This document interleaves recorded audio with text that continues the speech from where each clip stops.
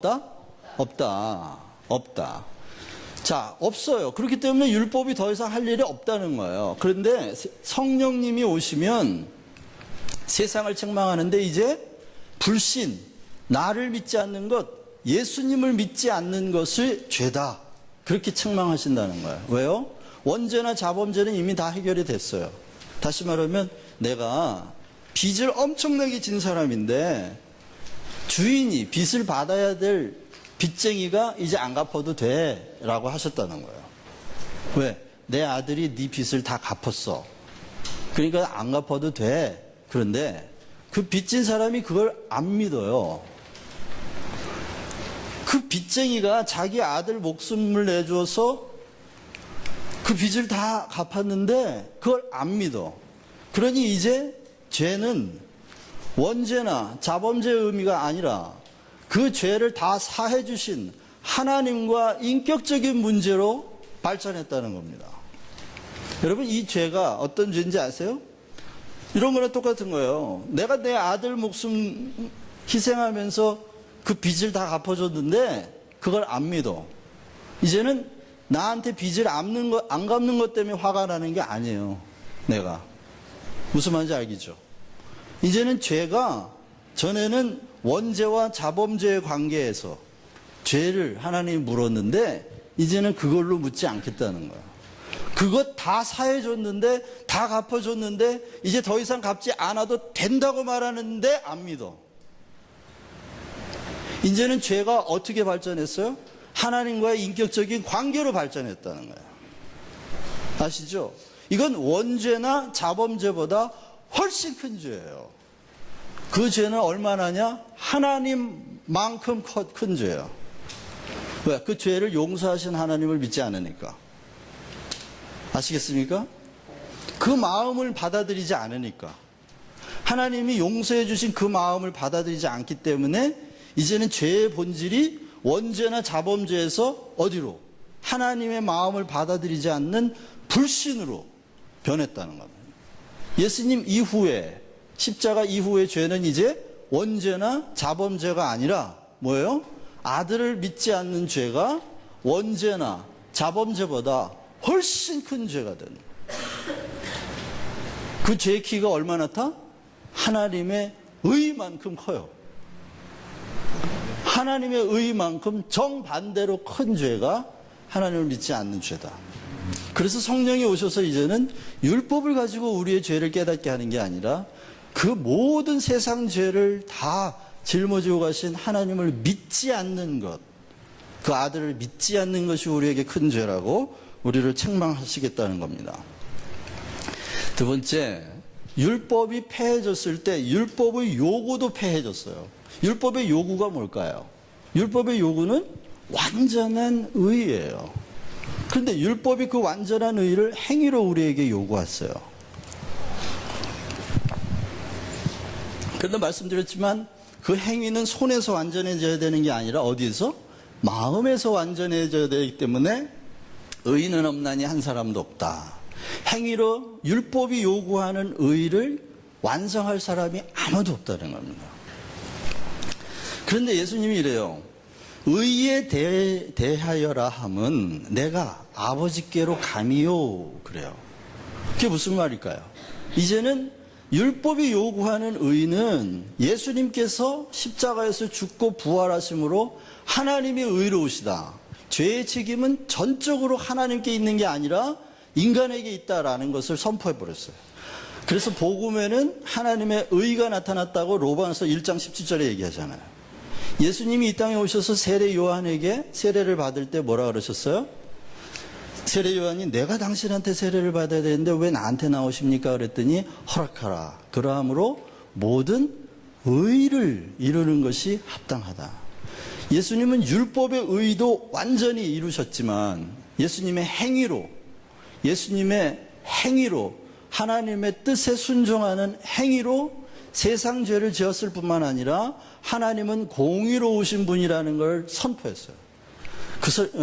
그 예수님의 순종으로 하나님의 의, 율법의 요구인 완전한 의가 예수님의 마음에서부터 행위로 이르기까지 완전히 이루어졌기 때문에 의가 이루어진 거예요. 그러니까 이 땅에서 율법이 요구할 의가 없어요, 이제 더 이상. 그리고 예수님 자신이 부활하셔서 완전한 의가 되셔서 아버지께로 갔다는 거예요. 그러면 지금 의가 아버지께로 갔어요. 우리가 없으면 지옥 가는 그 의. 우리가 이 의를 갖지 않으면 지옥에 가는데 아버지께로 갔다는 말은 이제 의가, 율법이 요구하는 의가 우리 손이나 우리의 마음에 달려있는 게 아니라 하나님과의 관계의 문제로 변화됐다는 거예요. 그 의의 문제가 이제는. 아시겠습니까? 이해가 가시죠? 이제는 누가 의로우냐? 율법을 열심히 지켜서 손에서 그 행위를 완성하는 사람이 의로운 게 아니라 의를 이루시고 아버지께로 갔던 예수 그리스도를 믿는 분이 의로워진다 이 말이에요. 예수를 믿는 사람을 하나님과의 관계의 끈이잖아요, 예수님이. 그렇죠? 내가 길이다. 나로 말미암지 않고서는 아버지께로 갈 자가 없다. 그렇게 말씀하셨어요. 이제는 하나님의 의를 받는 유일한 끈은 예수예요. 예수님을 믿는 사람을 그래서 하나님이 뭐라? 의롭다 칭하신다는 거예요. 이제는 의의 문제가 행위에 달려있지 않고 하나님과 나와의 관계에 달려있다는 거예요.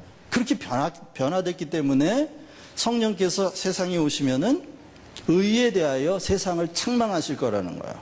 자, 그런데 예수를 믿지 않는 사람은 여전히 무엇으로 자기 의를 세우려고 할까요? 그 당시에 바리새인과 율법사들이 어떻게 했어요? 예수님을 하나님의 아들로 믿지 않았기 때문에 여전히 자기들을 자랑스럽게 여기면서 뭐에 대하여? 율법에 대하여, 율법에 의하여 자기들은 의롭다고 생각했어요. 물론 완전하지 않지만 거의 90%, 95%, 99% 완전했다고 생각했어요. 그러나 지난 시간에 말씀드렸지만 100% 완전하지 않은 건 진짜 가짜입니다. 그 말 이해하셔야 돼요. 99%는 같은데 1%가 틀린 거. 이게 진짜 가짜라고요. 아시죠? 이 1%, 0.1%가 모자라는 건 정말 가짜고요. 이해가 가세요, 그게? 내가 위조지표를 만들었는데 99.9%가 같아요. 그런데 만든 출처가 정부가 아니고 내가 만들었어. 그러면 이거 진짜예요, 가짜예요? 가짜. 그러니까 하나님으로부터 온 의는 구겨져도 완전합니다. 찢어져도 완전합니다. 정부가 발행한 돈은 찢어져도 똥이 묻어도 그 가치는 변하지 않는 거예요. 이해가 가시죠? 그러나 내가 만든 돈은, 내가 만든 위조지표는 아무리 정교하고 향기가 나고 아름다워도 그건 가짜예요. 아무런 가치가 없는 거예요. 여러분, 우리 인생이 좀 구겨졌어도요, 하나님이 의롭다 하신 사람은 그 가치가 완전한 겁니다. 이해가 가세요? 좀 구겨질 수도 있고 좀 찢어질 수도 있어요. 괜찮아요. 정부에서, 하늘나라 정부에서 발행한 의로 꽝 도장 찍힌 사람은 완전한 겁니다. 이미 진짜 인생을 사는 거예요. 하지만 예수 그리스도를 믿지 않고 하나님과의 관계에서 의롭다함을 받지 못한 사람은 자기의 수고와 노력으로 99.99999% 거의 완벽하게 살았어도 가짜예요. 진짜 가짜라고. 천국에 가요, 못 가요? 못 가요. 힘으로도 못 가요. 이뻐도 못 가요? 네, 못 갑니다. 그러니까 우리가 그 기독교를 이해할 때 완전한 건 뭐밖에 없다? 완전한 건 진리밖에 없고 완전한 건 생명밖에 없어요. 0.0001%만 잘못돼도 생명은 살지 못합니다. 우리가 지금 살아있다고 하는 것 자체가 그 완전한 생명을 가지고 있기 때문이고, 가지고 있는 게 틀렸다고 그랬죠? 그 완전한 생명이 우리를 붙들고 있는 거예요. 그 완전한 생명이 우리를 통과하고 있는 거예요. 시계가 시간을 가지고 있지 않지만 시간이 시계를 통과하고 있죠, 지금. 그래서 시계가 가고 있는 거거든요. 하지만 시계가 멈춘다고 시간이 멈추는 게 아니에요. 우리 몸이 죽는다고 생명이 멈추는 게 아니에요. 생명은 어디에 속해 있으니까? 하나님께 속해 있으니. 그러면 의는 어디에 속해 있어요? 하나님께 속해 있으니까 그 의를 내가 받았다는 게 너무 안전한 거예요. 왜?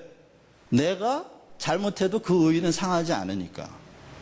시계가 조금 틀린다고 10분 빨라요, 이 시계가. 그렇다고 시간이 늦게 갑니까? 우리가 착각을 해요. 시계가 늦으면 시간이 늦게 갈 거라고 생각해요. 그런가요? 그래서 시간을 좀 많이 벌기 위해서 1시간 뒤로 돌려놓으면 회사 출근하면 괜찮습니까? 내 시계는 지금 9시인데? 그럴 수가 없죠? 그런 것처럼 이미 하나님께 속한 그 의를 내가 받았다는 뜻은 내 상태적으로 내 상태가 좀 죄에 넘어가 있어도 괜찮다는 겁니다. 그게 얼마나 안전한 의인지 몰라요, 여러분. 너무 안전한 거예요. 근데 이 의를 받은 것이 우리에게 생명이 들어오는 거고, 그래서 로마서 5장은 이 의와 생명의 개념이 하나로 되어 있습니다. 너희가 그 의를 인하여 생명을 얻었느니라. 그 생명은 우리에게 속한 게 아니에요. 하나님께 속한 거예요. 그래서 그 의가 하나님께 속했기 때문에 하나님의 생명이 우리에게 주어지는 거다. 이때 아멘 하셔야 되는데. 그냥 3천만 원 심으면 9억 나옵니다. 그러면 아멘! 막 이러고. 하나님의 의로 영생을 얻으셨습니다. 그러면 그냥 이렇게 따봉 멜리얼 아니죠. 기독교의 본질은 뭐라고 말씀드렸어요? 생명. 이 생명 이 단어 한 단어에 다 걸려 있다고요. 성부, 성자, 성령이 생명에 다 걸려 있고 성경책 전체가 생명이라고 하는 단어에 다 걸려 있어요. 앞으로는 여러분 생명이라는 말만 나오면 아멘 할렐루야 하셔야 돼요. 네. 감사합니다. 이제는 의가 하나님과의 관계 문제로 변화됐다는 거예요. 그다음에 율법은 심판의 기준이에요. 율법에 어긋난 사람은 심판에서 피할 수가 없다는 거예요. 그런데 한 사람도 피할 수 있는 사람이 있었다 없었다? 없었다. 그리고 고린도전서 15장 45절 그 이후에 보면 죄에 쏘는 것은 사망이요 죄의 권능은 율법이라 이런 말이 있어요. 이상하죠? 왜 죄의 권능이 율법일까요? 그 말은 죄를 안 지으려고 하면 할수록 더 큰 죄를 짓게 된다는 거예요. 로마서 7장에 보면 바울이 그런 얘기를 해요. 율법이 탐하지 말라 해서 탐하지 말아야지 했더니 각종 탐심을 내 안에 다 만들었다는 거예요. 무슨 말인지 아시겠어요? 우리는 본질적으로 죄인이기 때문에 죄를 안 지으려고 하면 더 큰 죄가 속에서 삐져나온다는 거예요. 몰랐을 때는 율법이 탐하지 말라는 걸 몰랐을 때는 율법에서 탐하지 말라는 말이 있는지 없는지 몰랐을 때는 아무거나 봐도 이렇게 가지고 싶다는 생각 안 했는데 탐하지 말라 이 얘기를 딱 듣고 나서부터 저 괜찮은 거 있으면 저거 탐하면 안 되는데 하면서 벌써 탐심이 생겨난 걸 아는 거예요. 그러니까 하나님이 말씀하시는 죄는 우리는 아무리 안 지으려고 애를 쓰면 쓸수록 더 많은 종류의 더 깊은 죄에 빠져 있다는 걸 발견한다는 거예요. 그래서 그게 바울이 그것을 깨닫고 율법은 죄를 깨닫게 하려 함이라. 그래서 율법을 가지고 사단이 우리 속에 있는 죄를 더 많이 발견하기 때문에 율법이 바로 죄의 권능이다 이렇게 얘기하고 있어요. 그것 가지고 죄가 발견되면 심판을 피할 수가 없잖아요. 그런데 예수님이 이렇게 얘기하세요.